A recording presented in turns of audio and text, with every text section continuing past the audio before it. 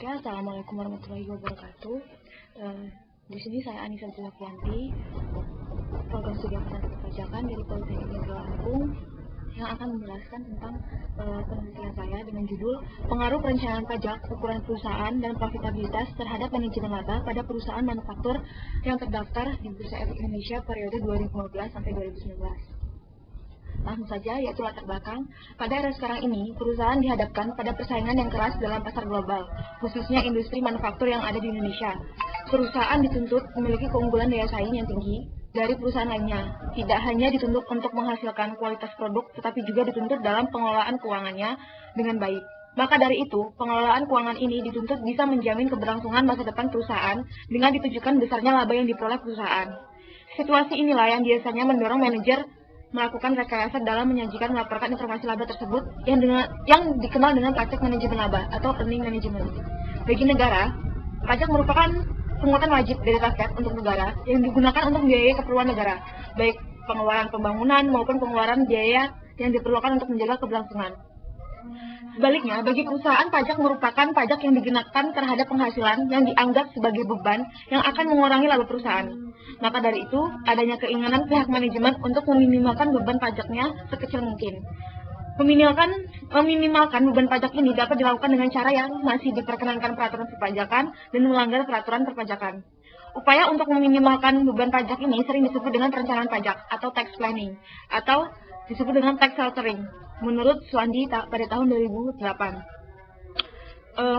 Swandi pada tahun 2008 mendefinisikan perencanaan pajak sebagai upaya perusahaan meminimalkan pembayaran pajaknya sepanjang masih dalam peraturan perpajakan yang berlaku.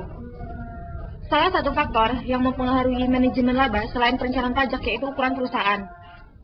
Halim dan kawan-kawan pada tahun 2005 menemukan bahwa ukuran perusahaan berpengaruh positif terhadap manajemen laba. Ukuran perusahaan sebagai political cost dianggap sebagai sensitif terhadap perilaku pelaporan laba. Ini menurut Scott and Zimmerman pada tahun 1978. Ada dua pandangan tentang ukuran perusahaan terhadap manajemen laba. Pandangan pertama, perusahaan besar lebih memiliki motivasi untuk melakukan praktik manajemen laba, karena perusahaan besar memiliki biaya politik yang sangat besar dan memiliki kegiatan operasional yang lebih banyak.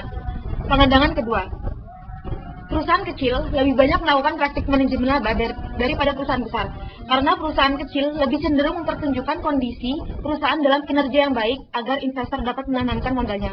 Dari pandangan di atas, maka dapat disimpulkan bahwa baik ukuran besar maupun perusahaan kecil berpengaruh untuk melakukan praktik manajemen laba. Faktor lain yang mempengaruhi manajemen laba yaitu profitabilitas. Profitabilitas adalah kemampuan perusahaan dalam memperoleh laba selama periode tertentu. Laba sering digunakan perusahaan untuk mengukur kinerja keuangan, maka semakin tinggi laba yang diperoleh, maka semakin baik kinerja keuangan suatu perusahaan. Sampai saat ini, manajemen laba menjadi polemik dalam akuntansi keuangan.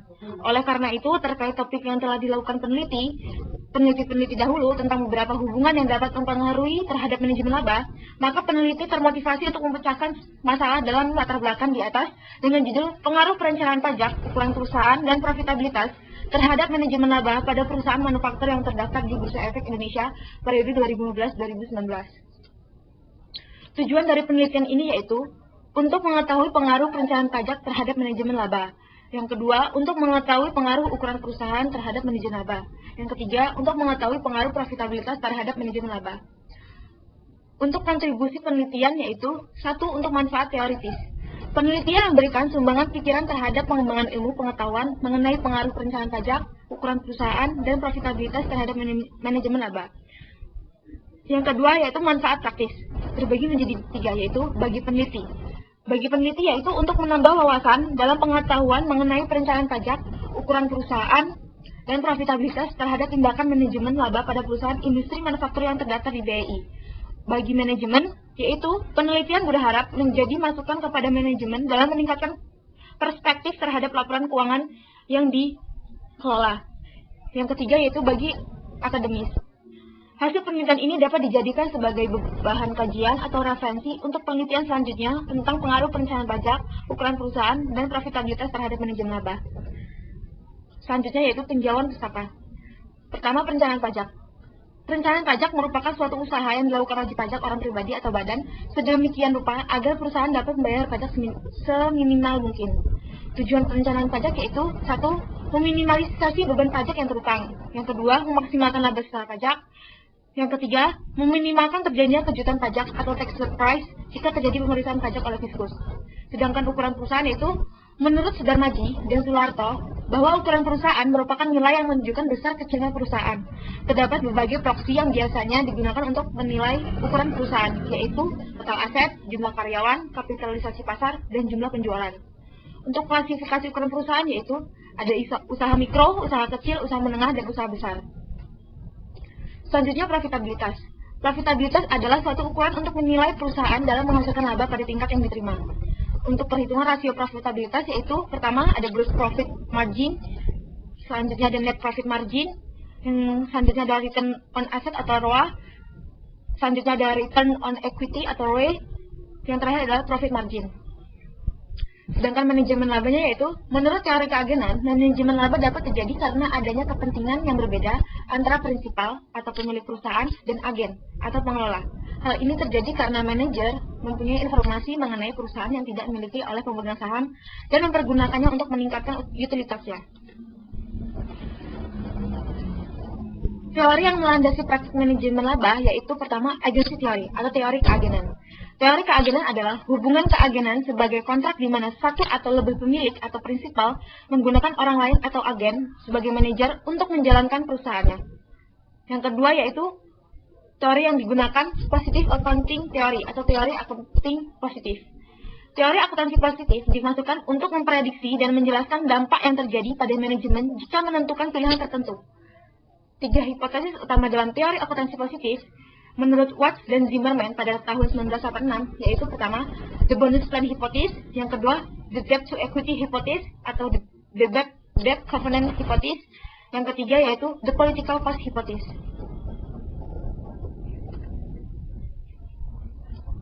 Selanjutnya, pengembangan hipotesis. Pertama, pengaruh perencanaan pajak terhadap manajemen laba. Beberapa penelitian sebelumnya bahwa perencanaan pajak memiliki hubungan erat dengan manajemen laba. Ada menurut Dewa Ketut Wirasantana dan Made Gede dan Wirakesuma pada tahun 2015. Hasil penelitiannya yaitu mengungkapkan bahwa perencanaan pajak berpengaruh positif. Jadi, semakin tinggi perencanaan pajak, maka semakin besar peluang perusahaan melakukan praktek manajemen laba. Berdasarkan hipotesis yang dilakukan peneliti sebelumnya, maka penulis merumuskan hipotesis sebagai berikut. H1, diduga perencanaan pajak berpengaruh terhadap manajemen laba. Yang kedua, ada pengaruh ukuran perusahaan terhadap manajemen laba. Beberapa penelitian sebelumnya, menurut Winda Amelia dan Erna Hernawati pada tahun 2016, dalam hasil penelitiannya bahwa ukuran perusahaan berpengaruh terhadap manajemen laba dan mengungkapkan bahwa ukuran perusahaan baik kecil dan besar dapat melakukan praktik manajemen laba. Jadi berdasarkan peneliti sebelumnya, penulis merumuskan bahwa hipotesis kedua yaitu H2, diduga ukuran perusahaan berpengaruh terhadap manajemen laba. Selanjutnya yaitu pengaruh profitabilitas terhadap manajemen laba. Menurut Budi Setiawan dan Hanov Finsa pada tahun 2015, hasil penelitiannya yaitu menunjukkan bahwa profitabilitas berpengaruh signifikan terhadap manajemen laba, yaitu menyatakan semakin tinggi profitabilitas, maka akan memiliki cenderungan dalam melakukan praktik manajemen laba, karena diharapkannya kompensasi atau bonus bagi pihak manajemen. Jadi dalam uraian di atas, penulis merumuskan hipotesis yang ketiga yaitu diduga profitabilitas berpengaruh terhadap manajemen laba. Berikut adalah kerangka konsep, dapat dilihat pada video berikut. X1 pengaruh perencanaan pajak, X2 ukuran perusahaan, X3 profitabilitas, dan Y sebagai manajemen laba. Penelitian-penelitian terdahulu yang dipakai oleh penulis dapat dilihat pada video berikut.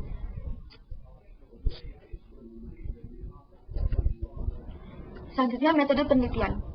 Pertama, populasi dan sampel. Adapun populasi dalam penelitian ini yaitu seluruh perusahaan manufaktur yang terdaftar di Bursa Efek Indonesia.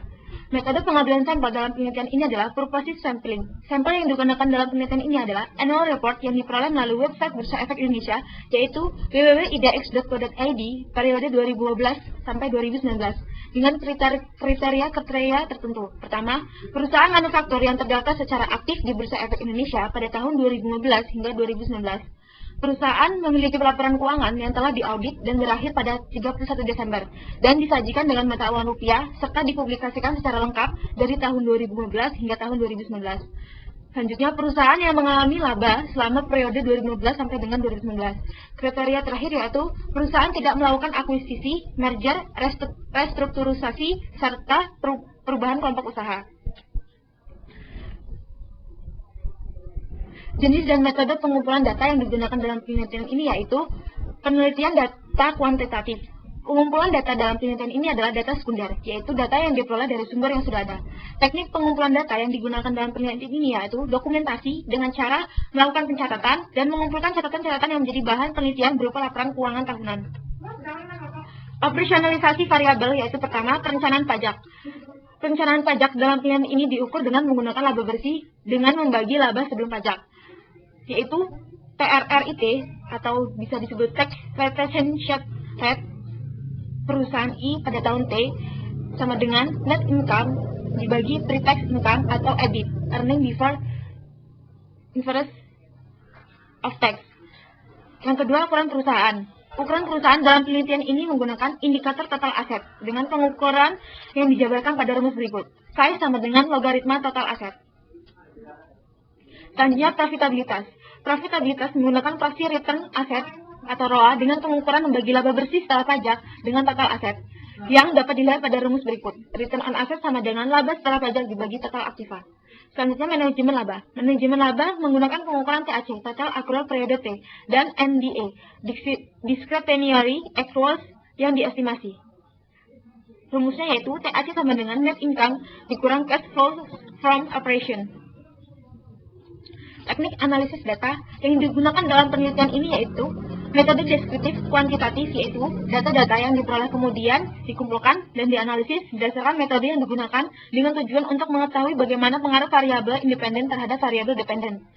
Uji asumsi klasik yang digunakan dalam penelitian ini yaitu pertama, uji normalitas, uji autokolerasi, ketiga, uji multikolinearitas, dan empat, uji heteroskedastisitas. Penelitian ini menggunakan metode analisis regresi linear berganda. Model persamaan dari regresi linear berganda yaitu Y sama dengan A B1X1 plus B2X2 plus B3X3 plus E. Dengan Y sama dengan independen variabel atau manajemen laba. Dengan A konstanta, B1 yaitu koefisien regresi X1, B2 koefisien regresi X2, B3 koefisien regresi X3. X1 yaitu perencanaan pajak, X2 ukuran perusahaan, X3 yaitu profitabilitas, dan E residual atau error. Uji hipotesis yang digunakan dalam penelitian ini yaitu uji koefisien determinasi atau R pangkat 2, yang kedua uji signifikan simultan atau uji F, yang terakhir uji secara parsial atau uji T. Sekian video yang saya paparkan, semoga bermanfaat bagi peneliti-peneliti selanjutnya.